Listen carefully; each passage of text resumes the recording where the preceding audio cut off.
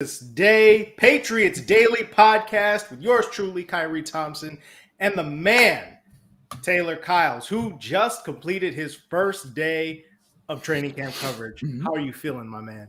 I'm feeling good, man. I'm juiced up. It's like this is the buzzword at camp, but it really does feel like the first day of school. I got to dip my toe in, obviously, at OTAs and mini camp, get to meet all the amazing people on the beat, and kind of get a feel for the space and everything. So today, it was cool getting back out there. It was a little more competitive, still in t-shirts and shorts, but as the Patriots always do, they started training camp with low red zone work, so we saw a lot of competition. We'll get more into that, but it was fun, man, and the crowd was fantastic. If you were in the crowd, you killed it. Saw people singing Dietrich Wise happy birthday. Judon was playing catch with people in the crowd. Yep. Juju Smith-Schuster was getting a lot of cheers and everything. It was a really, really cool atmosphere. And if you haven't been out there yet and you can, please make it to practice. It's a great time.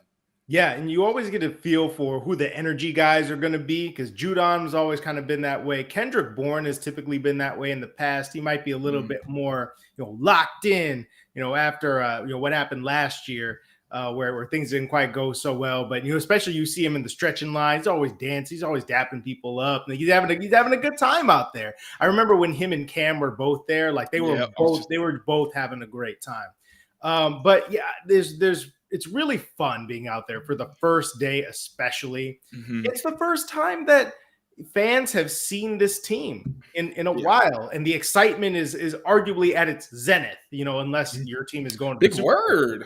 Look at this guy. Hey, look, okay, like this is what I do. Okay, you're the brains behind the operation. I was gonna say, I missed it. I was over here like frantically digesting content, and the fun thing is that. The Patriots have a reputation for being very, kind of closed up and stuff like that in terms of the media and the access that they allow you to have. But some other teams don't let you talk about highlights that happened at camp until practice is over. But I think that's one of the cool things about the Patriots, and some other teams in the league. But it's like you get to hear about what's going on as it's going on. Great plays and team drills or one-on-ones. I'm sitting there in Radio Boston. Not supposed to be checking your phone, but I'm checking my phone, right? And so it's like I see, Mac Jones's first competitive pass got intercepted. That's going to be great. And of course, cue the chants for Zappy, which we're going to get to later. But all in all, sounds like it was a very defensive day out there at Gillette Stadium. Is that how you describe it? Yeah, absolutely. And to be fair, when you're doing low red zone work, that's designed to kind of cater to the defense. There's less space, especially when there's no contact. Like they weren't really doing a lot of rub routes or anything. Like they were trying to make it difficult. So it was up to the players to try to create separation. And as we know, the Patriots are pretty stacked in their secondary. That was not an easy task. Like you said, there was an early interception. Kyle Duggar picked off a pass for Mike Gesicki. But that's Kyle Duggar. We saw last year the guy's a turnover machine. So you kind of take that with a grain of salt. It wasn't like it was a bad read or anything for Mac Jones. Duggar just undercut it. And of course, it's hard to really have that to people. Exactly. And it's hard to be definitive with a lot of these things because there's no replay. A lot of it's just asking other people, like, what did you see on that? It's kind of a group effort, more of the group effort than I think people realize. It's such a great beat with a lot of really open people who are willing to help out. I was like right next to Tom Curran, and we were kind of going back and forth trying to help each other figure out what was good. But yeah, it was definitely a defensive leaning practice. There was one standout who we'll get to, a guy who plays a few positions who I think is going to have a pretty big role that not a lot of people are talking about. But yeah, man, it was the defense looked really good. The coverage was tight. They really lived up to the billing. And we'll see if the offense can return the favor tomorrow. Yeah, and there's again, this is the first day of camp, and you started seeing some of the training camp stats rolling out where it's like Mac Jones was like, I don't know, like 11 for 17. I can't even remember how many reps or whatever it was. 5 for 10 in team drills, and you start to see the breakdowns, and people are like, oh yeah, Mac Jones outdueled Bailey Zappi. It's like this isn't really a duel. Like if we're gonna be. Let's keep context here. I know people are like, oh yeah, like I really want to see what Zappy can do. It's like you're not going to see what Zappy can do unless Mac gets hurt, most likely. So just hope that Mac Jones plays well. You know what I mean? Like that's your best avenue towards having a good Patriot season is Mac Jones being good. because generally if the backup is playing, you're bad, or you're gonna be generally. I mean, not always. Generally. We'll see. But I think, again, it's important to maintain context, especially when you're talking about red zone work. I remember last year, probably the second practice of second practice of training camp. So I was there on a Friday, and I swear it's like Mac Jones only completed like one pass in red zone team drills. Bailey Zappi missed like 10 straight. It's like things like that happen early in camp. The thing you want to be concerned about is if it's happening later on in camp. With last year's offense, that was a bit of a problem, but the offense was bad. But I think this is one of those deals where look, everybody's getting their feet wet. Everybody is kind of finding their bearings. The offense is generally it's easier for defense, kind of period, especially when you have a defense that hasn't changed. Right? This is the same defense. It's the same system. It's a lot of the same players. Don't forget that even though it's more back to what the Patriots do and Patriots terminology, et cetera, this is a new offensive system for a lot of people. So this could take some time. So be patient with the offense. That's what I will say. And I mean, yes, be patient with the offense, but leading in, somebody was talking about Ty Montgomery in the comments. Yeah, we got to our guy. Yeah, because he was the offensive standout today. It was really tough for guys to get separation again against these really good defenders for the Pats. But Ty Montgomery, someone who was listed originally as a running back and who played running back last season. Now I kind of made the joke on Twitter over the break because he posted something on Instagram where it was just like that classic wide receiver tweet where they sound like they're actively being hunted. There for real. Exactly. It was just like the enemy speaks kindly but holds a knife, like that kind of thing. And I joked that he is officially become a receiver. Well, now if you look at the Patriots roster online, he is a wide receiver. And I was saying during minicamp and OTAs, he was taking a lot of reps in the slot and looked like their top target. Now, obviously, that was largely due to the fact that Juju and Tyquan Thornton were nursing their own injuries. But it does seem like that's where he's going to be listed. But throughout his career, we've seen that Ty Montgomery is a versatile player who can really play either position depending on what you need on individual play. And we saw that. The guy caught 4 passes, all for touchdowns. Again, you're in the low red zone. You don't have to go that far for a touchdown, but you can get stopped at the 1-yard line. So it is notable. But he was active. He was contributing from multiple different alignments in different ways. There was one play where he was like really late in Trace McSorley's progression. I don't know if it would have been a sack in real life or not. Who's to say? But, he stuck to the play, and Ty Montgomery made one of the only downfield catches that we saw in the day. So he's someone that you're hoping that someone like a Pierre Strong, who's more explosive, can really kind of take over his role and maybe not push him off the roster, but seize a lot of the opportunities you expect from a Ty Montgomery. But he's a veteran. He isn't as explosive, but he's consistent, and you know what you're going to get out of him. And with Bill O'Brien's offense, he loves to use personnel to dictate to the defense, create mismatches, and see how the defense reacts, and then adjust accordingly or attack a certain place. And with Ty Montgomery on the field, you really don't know. Is he going to be in the backfield? Are they going to go empty and then he's a receiver? Those kind of mind games that you can play with the defense. So yeah, he had a really good day, which was good to see, somebody standing out. And just his versatility is really, really going to be, I think, a positive for the Patriots offense as we kind of figure out how the personnel groupings are going to work out. Because as we know, they're using a lot of 12 personnel. Gesicki and Hunter Henry are 2 of the cores you expect for their offense. And the interesting thing you saw from the receivers was it was a really heavy rotation. There were different guys coming in pretty much every rep, different combinations. And to a degree, I'm sure they want to see what guys fit in best where. But by the same token, they have, maybe not that number one, but you do have a lot of different guys who can do different things and keep the offense on their toes. I saw something about Juju Smith-Schuster. Didn't stand out a ton. He did have Mac's first completion of the day to an offensive player. It was this little underneath catch for a touchdown, kind of like a sit route. I think it was zone coverage. So he did have a positive play. And Mac even said when he was speaking to media that Juju brings some juice, and he was really excited to have him back. So, this is a diverse group. You may not have that clear-cut number one like an Edelman or a Gronk or a Welker necessarily, but you have a lot of guys who are at least good number 2s, and there's not a lot of teams who have even 3 competent coverage defenders who can really compete with guys on that level even. So, long way to go. We're going to see what happens, but Ty Montgomery, good to see that, and Juju Smith-Schuster did make a brief impact early in the day. All right, a couple of quick impressions because I'm seeing a bunch of names flying around here. I want quick impressions, like 30 seconds. Got you. Mac Jones, how was he today? Yeah, it was a tough day for everybody. But I thought Mac Jones was making the right reads. Most of the throws were catchable. It's just the defensive coverage was so tight that there weren't a lot of plays to be made necessarily. But I thought Mac Jones looked fine. Obviously with the stat line, you can't give him too much praise, but there weren't really a lot of decisions where I was like, yeah, that's pretty scary, and he's doing the wrong thing. Yes, and I feel like that's important. Yeah. Let's keep that in perspective. Right now, you want to make sure that the guy is throwing the ball to the right place and that he knows what he's doing. All right, Kayshon Boutte. Didn't really see a lot from him, honestly. We have a lot of veterans, so it's going to be very hard for Kayshon Boutte to make an impact. There was one play that I remember where he tried to make a catch in the back of the end zone. I'm trying to remember who was in coverage. I think it was Isaiah Bolden.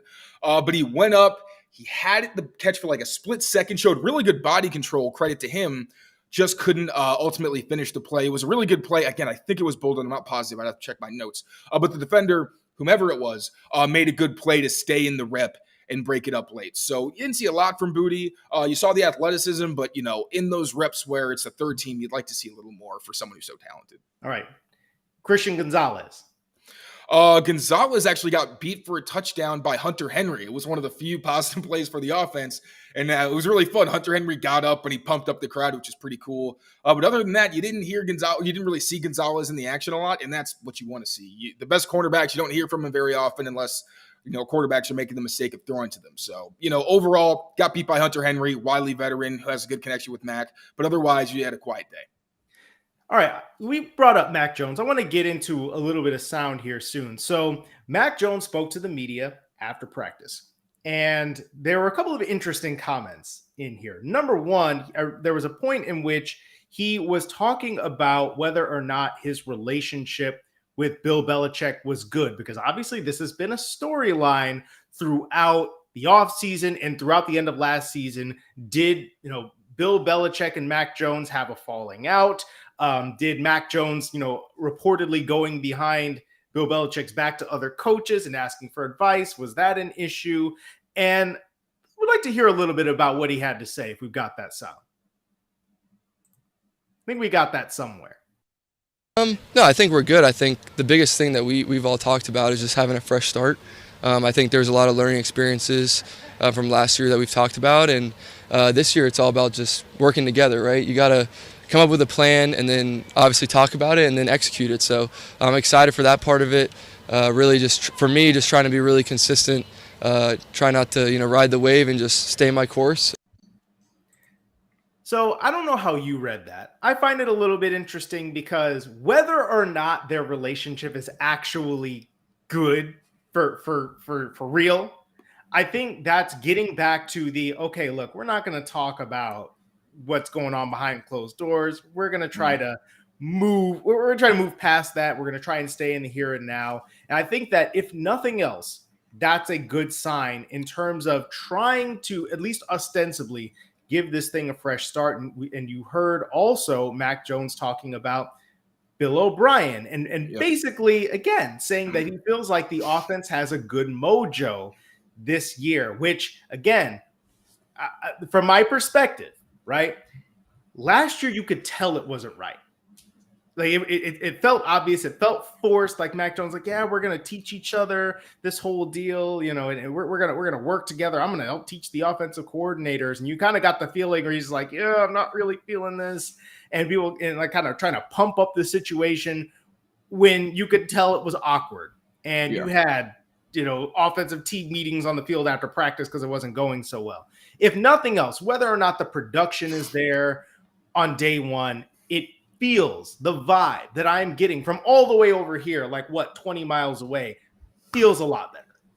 Absolutely. So I'll start with Belichick. Really quick, I think Mac Jones and Bill Belichick, they're adults.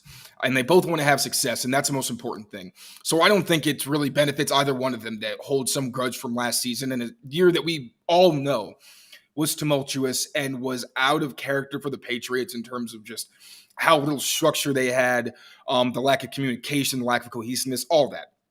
I think Belichick recognizes that. I'm sure Mac Jones recognizes that. So I really do sincerely think that these two guys are just like, hey, clean slate. I don't have any ill will. We're starting fresh. We got new staff. We plugged the holes that we needed to. Let's just figure out a way to win games. Bill O'Brien, that one's just like a slam dunk. It's someone who knows the Patriots. He knows Alabama, and not just Alabama, but the system that Mac Jones specifically used in his time there. So obviously with someone who gives, like Bill O'Brien, who gives you structure, who gives you discipline, like the Patriots are an organization where if you're there, you value discipline to some degree because you want to get better and you want to be surrounded by coaches who are going to tell you how you can improve and what things you're not doing right. We heard that from some players where they mentioned that also with Adrian Clem. I know we'll get to that later, but having that structure, that discipline, and a coach who's has experience and really knows how to solve problems versus it just being like, I'm not really sure what we do. Let's just figure it out as we go. That's gone. So it makes sense that Mac's excited. Everybody seems excited. And the fact that we're here versus where we were last season, where people just didn't really feel like they wanted to, like they kept emphasizing that they needed to buy in. And you kept hearing that. And it's like, it's kind of weird that you're telling me that you need to buy in. You know what I'm saying? It was a really weird vibe, things you don't usually hear from the Patriots. So yeah, I think that this is an organization that is very goal oriented and they know what they're trying to do and they understand there's a process. And the foundation they're building, I think, is a good one because they have people around them who can actually make them better versus either keeping them stagnant or even kind of detracting from their success. Agreed. Also, thank you all who are joining the chat right now, chiming in. We appreciate you. We love you all. Big MGM. Nah, if I'm Mac Jones, I would 100% hold a grudge. Me too, bro. It's like better man than me, if that's true. I would low-key still be holding a grudge. I'd still be out there trying to do my job, but I would still be holding a grudge. And then I've seen a couple of, little trash talk flying in the chat. BOB is supposed to fix Mac Jones. It's like, yeah, we're good. We're good on that. I mean, come on. Like we don't need to go there right now. But you talked about guys buying in, and I feel like this is a dude that I want to talk about, Trent Brown, because the question with him has so often been whether or not he is gonna buy in, he's gonna be engaged, and he's gonna play to the best of his ability. And I have on this chat, like I've kind of defended Trent Brown a little bit because I feel like people think that he's terrible, like he's a bad player. You should have cut him, get rid of him, et cetera, et cetera. And I'm just like, look, he really wasn't that bad last year. He had some bad games. Like I'm gonna keep it real with you. He's had some terrible games, but let's be honest here. When it comes to the actual play on the field, he was actually one of their more consistent offensive linemen. He was asked a little bit about the vibe of the offense under Bill O'Brien and playing with Adrian Clem, a guy who, again, was drafted by the New England Patriots as an offensive lineman. And here's what he had to say about that. You kind of like to hear that about Trent Brown and the way that he seems to be.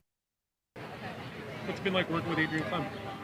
It's been lovely. I think he brings a newer, younger attitude to the offensive line position, changes some things that we do individually as a position group, and I think that it'll fare well for us as individuals and as a whole. One thing that really stood out to me from reading that transcript was him saying something to the effect of, it's different when you've got a guy who played the game versus somebody who is standing up there with a clicker and a marker.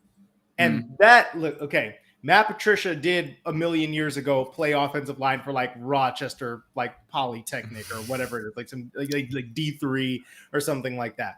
But it felt a little bit like a shot in a way where it's just like, okay, you're standing up there, you're talking at me, you're telling me stuff, you got a lot of information, but this is a guy who has seen it at an NFL level, has played that level of football before, and can level with me a little bit about what I'm seeing and how this all goes down. I feel like, again, this is something they needed. They needed somebody to come in and energize them, and like you said, have the answers. And it feels like, again, this is day one of training camp. Okay, yeah. As Cam Newton, once said back in the day, the live bullets have not started flying yet. Yeah. But it sounds like at least they have a little bit more ostensible confidence that they will be ready to deal with that when they do start flying.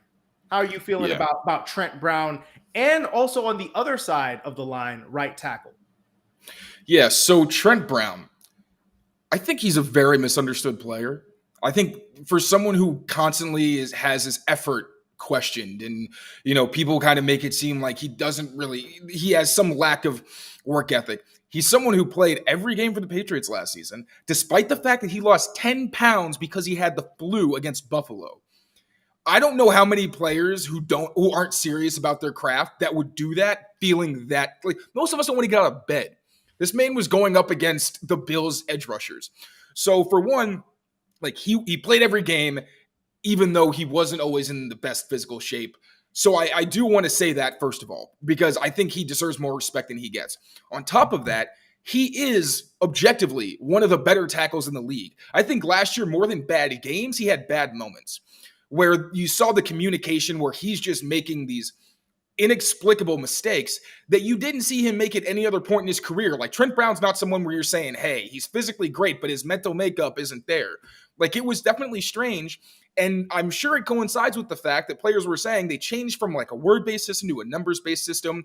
And Trent Brown was having to learn that and clearly wasn't on the same page. So I want to preface he wasn't the only one either. I think exactly. That's the thing. They couldn't block anything. Yeah. And again, I think that there is something to be said about that. And some people, AJ's bringing up in the chat, Dante Scarnecchia didn't play either, but people respected him. Yeah, well, Dante Scarnecchia had 30 years of coaching experience or something like that by the time Trent Brown even touched this team. He was a major veteran. There is a major contextual difference between Dante Scarnecchia, people listening to him, and people listening to Matt Patricia, who'd never even formally held that position in the NFL before. So I understand people not wanting to talk about last year also. I get that. But I think it's important for what we're going to talk about this season because Trent Brown is one of their best offensive players, period. Best offensive lineman not named Mike Nwenu. Now, I think there was obviously in minicamp and OTAs, he wasn't present. That was not great. I completely acknowledge that. That is somewhere where you would like to see him be present, participating with the team, all that. But he also seems like somebody who kind of has his own offseason routine where you saw him busting his butt on Instagram, he's working out with Duke Manyweather, who's, I think, probably the best offensive line coach on the planet. According to a lot of people, Trent Brown said it himself that he thought that of him with Shaq Mason, his old pal. So you saw him, and when you saw Trent Brown in person, he looked like he slimmed down significantly, and he was a consistent presence at left tackle. So beyond that, I'm sorry, I kind of went sidetracked. I had to, defend Trent Brown a little bit. When you talk about the coaching, Adrian Clem, he seems excited. The feeling you get, again, is very, very different. It doesn't seem like people are disjointed. They're saying he's fiery, and he was mentioning that he's helping correct mistakes. Those are things that I'm sure Joe Judge didn't even have the time, much less the experience to do. Because like you said, he didn't have a lot of time as I think he was an offensive line coach for 1 year when he first got to the Patriots or something like that. And on top of that, he's building offensive game plans. Obviously, I'm sure he had some help and he wasn't doing that by himself. But he was stretched so thin, and offensive line coaches are usually only that for their entire careers. And a lot of the time, the position is so important that those guys end up being assistant head coaches because they're so crucial to the game plan. Usually the run game plan is pretty much built by the offensive line coach. So the fact they have someone like Adrian Clem who has experience with Scarnecchia, who clearly is someone who's going to, like I said with O'Brien, give you discipline and structure and be able to correct those mistakes, and also who can see the game through the eyes of a player versus someone who's just saying, hey, this is how you're supposed to do it, do that, versus saying, okay, I understand maybe your physical attributes, this isn't as easy, maybe do it this way, and really work cohesively with them. I think that's going to be a massive difference maker, and I'm really excited to see what Trent Brown does. And I do think he's going to be a consistent presence and kind of go back to that level of play that we're used to seeing from him. And I hope that, again, with Trent Brown playing the way that he can play, and I think right tackle is going to be the position that I am a bit, I'm a bit wary of.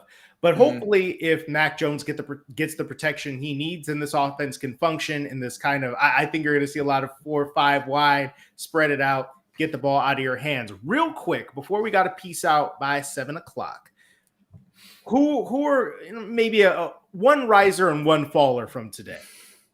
One riser, one faller. That's a good question. Riser, I'd say Tom Montgomery. Because even though he was getting reps, he wasn't making a huge impact in minicamp and OTAs. And like I said, he had 4 touchdowns today. So you have to give him his flowers. In terms of someone who went down, that's a good question. I guess I'd maybe go with, I don't want to say down. I'm just thinking of somebody who really didn't impress me. I'd say Trace McSorley. He's not expected to necessarily make the roster, but he's someone who you just don't like. He's throwing passes at guys like wastes. It consistently, like when he's on the field, it just, the operation seems off. I don't want to pick on him like he's a third string quarterback, but he's someone who you hope maybe as a veteran leader, someone who gives you some mobility, he can contribute. But I just don't. I hate being mean. Yeah, but he just really isn't an NFL quarterback, if I'm being very honest. Yeah, and you know what? He may very well not be an NFL quarterback for this team. Because I think that's the thing to kind of keep in mind. A lot of these guys I've seen people ask about, like Jalen Hurd being a running back, or Malik Cunningham or Kevin Harris. A lot of these guys are dudes that are going to be fighting for reps in terms of like fighting to even make the team. And I don't think there's any guarantee Trace McSorley is going to be on the roster. And they might not just grab some veteran quarterback that gets cut and throw him on there afterwards. Right now, it feels like he's a camp body. We will see if he becomes anything more than that. One thing that, you want to talk about Riley Reef potentially? Yeah, I'm sorry. I spent way too much time on Trent Brown. That's my bad. But I do want to address really quickly Riley Reef. He was someone who at the end of the last mini camp, we saw Connor McDermott was in for him. And it was kind of questioning like, all right, what's going on here? Is he not, performing well enough? Riley Reef was a consistent presence at right tackle. And next to him, instead of Mike Onwenu, was veteran Bill Murray, who transitioned from the defensive line, has really great athleticism. I was excited watching him in the preseason, and he was out there, and clearly they trust him to some degree. So, yeah, the right side is kind of a question mark right now, but those were the guys that were out there on most of those snaps. It'll be much less of a question mark once we actually get Michael Onwenu back, but the right tackle spot worries me because, again, I think Riley Reef can be a replacement level player, but he's like 34 years old, and I'm not sure that I want to be counting on him I'm not sure I want to be counting on him right now. And you didn't see Michael Onwenu out there because he is on the PUP list. So hopefully he gets off of that here soon.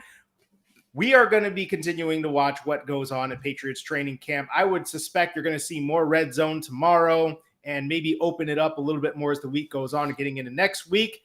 But for every bit of news, make sure you're following Taylor Kyles at TKyles39. He's going to be down there every single day. I'm Khari Thompson. Follow me at KD Thompson 5. Make sure you follow this show and you tune in on Friday where we will be back for more Patriots training camp talk. Thank you all for joining. Peace out.